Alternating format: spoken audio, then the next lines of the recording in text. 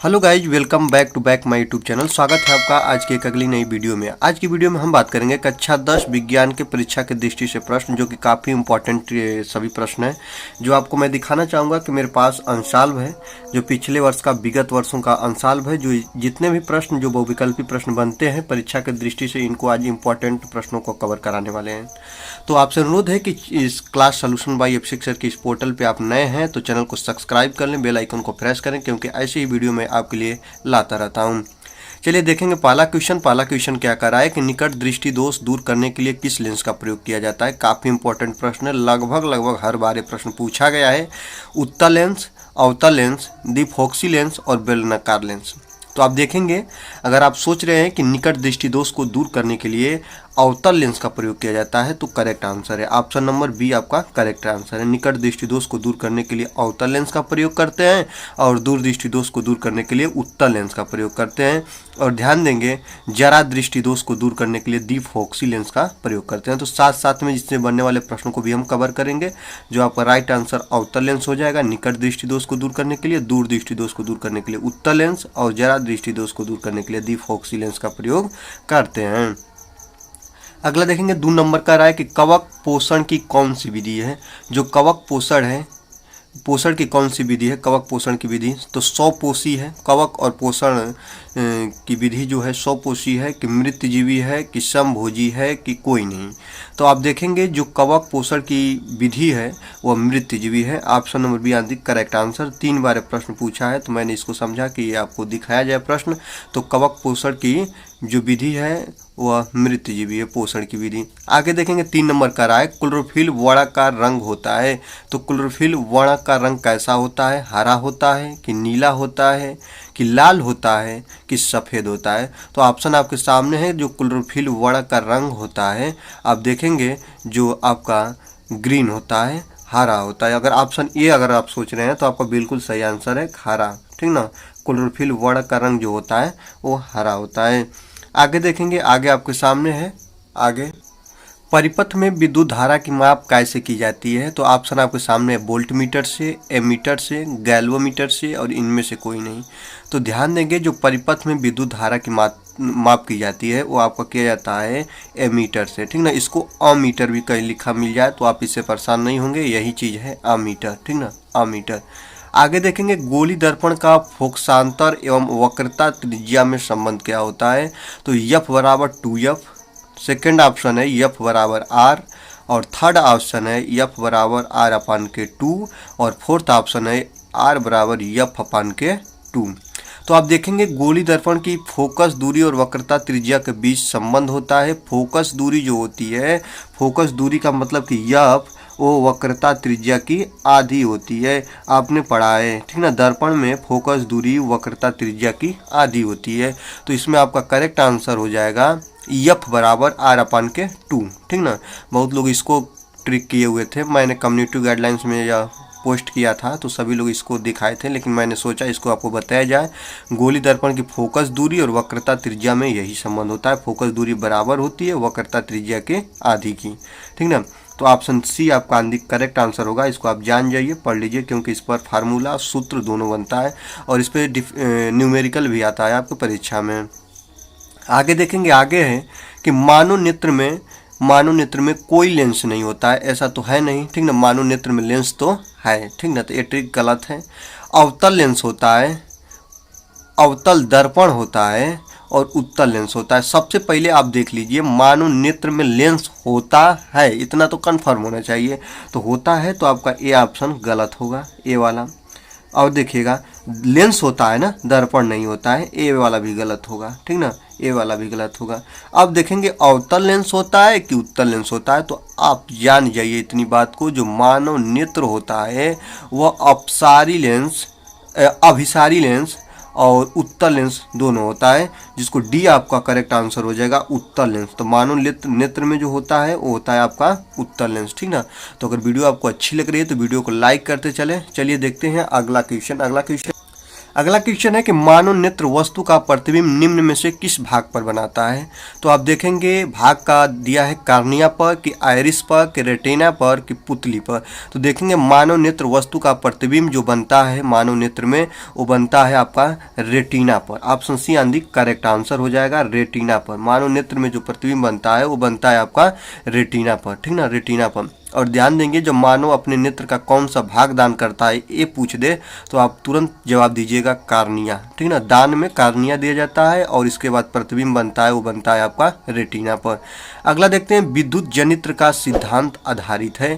विद्युत जनित्र का सिद्धांत किस कार्य पर आधारित है, किस भाग पर आधारित है। तो ऑप्शन आपके सामने है, विद्युत धारा के ऊष्मीय प्रभाव पर, प्रेरित विद्युत पर, और विद्युत चुंबकत्व प्रेरण पर, और प्रेरित चुंबकत्व बल पर, ठीक ना, चुंबकत्व पर।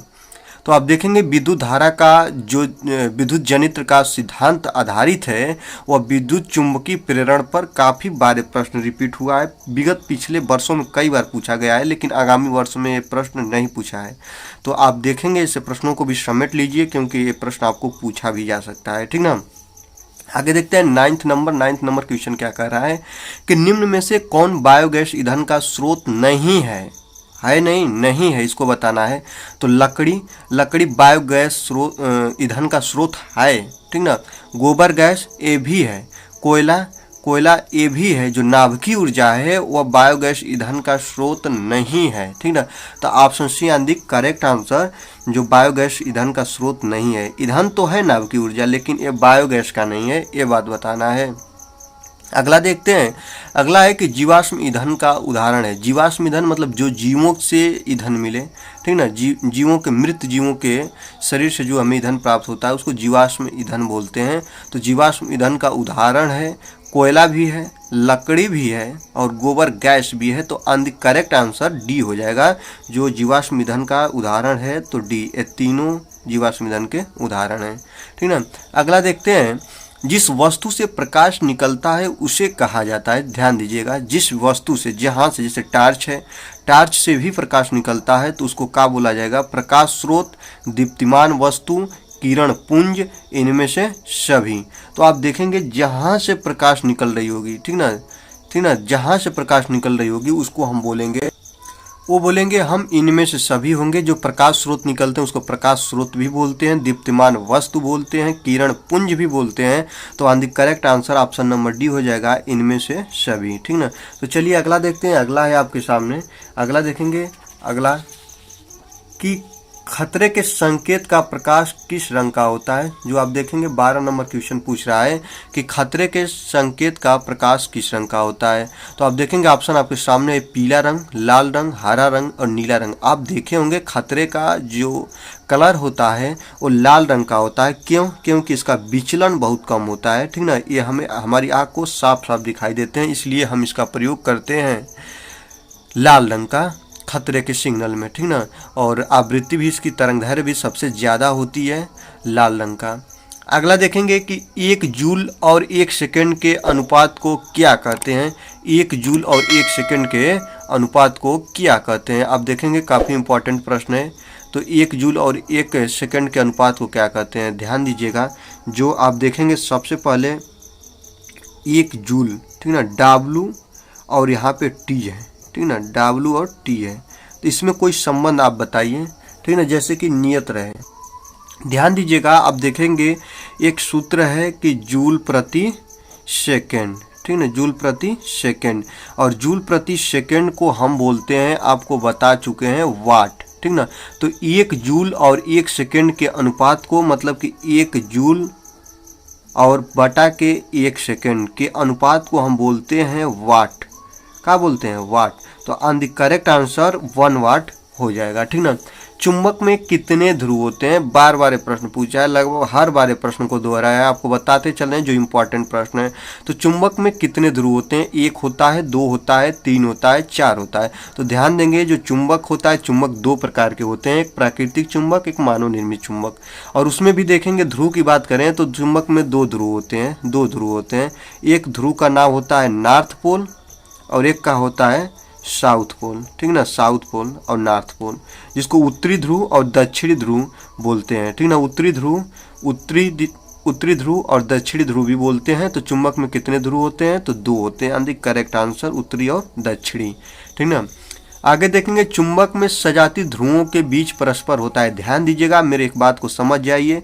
आकर्षण और प्रतिकर्षण पूछ रहा है बाबू, ध्यान दीजिएगा। आकर्षण और प्रतिकर्षण पूछ रहा है। तो इसको कैसे आप डिनोट करेंगे, कैसे बताएंगे? तो देखिएगा, चुंबक में 2 ध्रुव होते हैं, नॉर्थ और साउथ।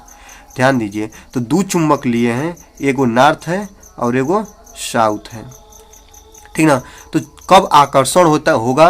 तो जब चुंबक में विपरीत ध्रुव होंगे। विपरीत ध्रुव का मतलब पहला चुंबक का नॉर्थ सिरा दूसरे के साउथ से, या पहले सिरे का साउथ सिरा दूसरे के नॉर्थ से जोड़िएगा, तब तो ये वाली कंडीशन में आपका वो चुंबक सट जाएगा। ठीक ना। विपरीत ध्रुव एक दूसरे को आकर्षित करते हैं, जबकि समान ध्रुव नॉर्थ का पहले सिरे का दूसरे सिरे के नॉर्थ से ही, और पहले सिरे का साउथ दूसरे सिरे के साउथ से ही करिएगा, तो प्रतिकर्षण होगा, मतलब वो एक दूसरे को अपनी तरफ आकर्षित नहीं करेगा। तो अब देखेंगे प्रश्न में पूछ रहा है कि चुंबक में सजाती ध्रुवों के बीच परस्पर होता है, क्या होता है? आकर्षण होता है सजाती ध्रुवों के बीच। सजाती ध्रुव ये हैं, यहाँ पे है, सजाती ध्रुवों के बीच आकर्षण हो रहा है, ये तो प्रतिकर्षण हो रहा है, तो गलत हो गया। प्रतिकर्षण होता है, इनमें से कभी आकर्षण होता है कभी प्रतिकर्षण होता है, ये भी बात गलत हो जाएगी, ये भी बात गलत हो जाएगी। इनमें से कोई नहीं, कोई तो होगा, ये भी बात गलत हो जाएगी।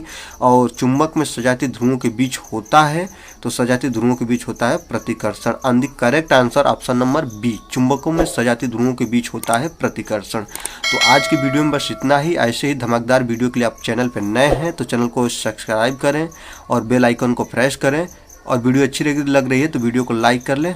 ठीक है, और दोस्तों के साथ अधिक से अधिक शेयर करें। अगर आप क्लास सॉल्यूशन बाय अभिषेक सर की पोर्टल पर नए हैं तो आप इतना काम को करिए, क्योंकि अगले वीडियो में आपको हमारे साथ जुड़ना है। तब तक के लिए धन्यवाद। देखते रहिए क्लास सॉल्यूशन बाय